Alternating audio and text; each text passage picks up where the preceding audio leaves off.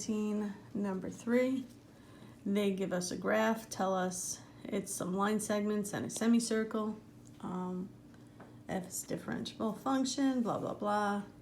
Tells us f of -2 is 7, and this is the graph of f prime. Okay. So first we want to find the values of f of -6 and f of 5. Here's where we have to use FTC. Since we know the value of f of -2, that's going to be one of our bounds.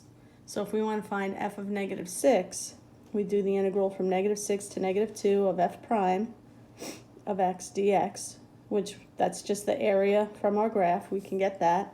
F of -2 we know, and the only thing that's left to solve for is f of -6. So we do our area.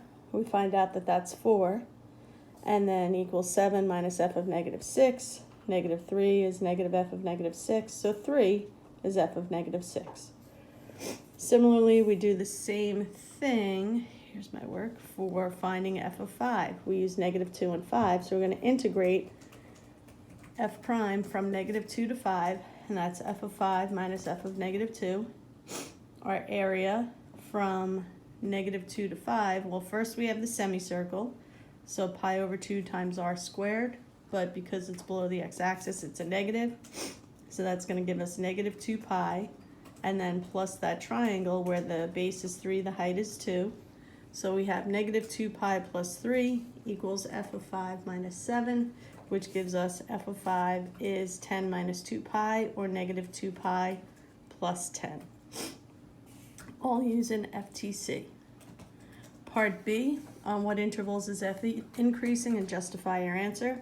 It's increasing from -6 to -2, and again from 2 to 5, because f prime is positive. Okay, on the graph, it's above the x-axis.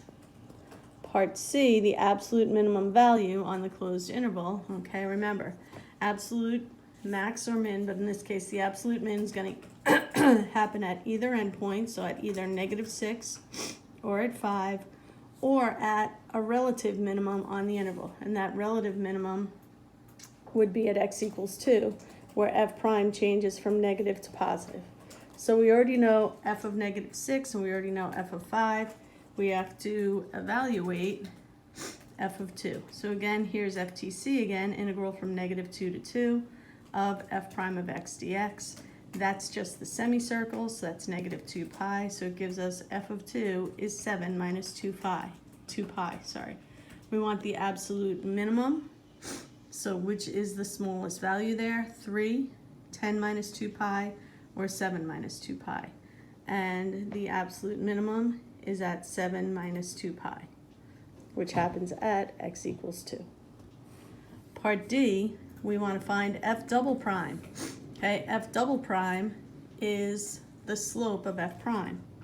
So f double prime of -5 is just the slope of the line segment at -5.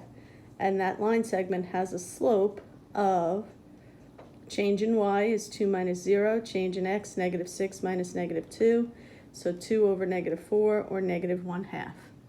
F double prime of 3 does not exist because we have a corner. And there we go. That's how we do number 3.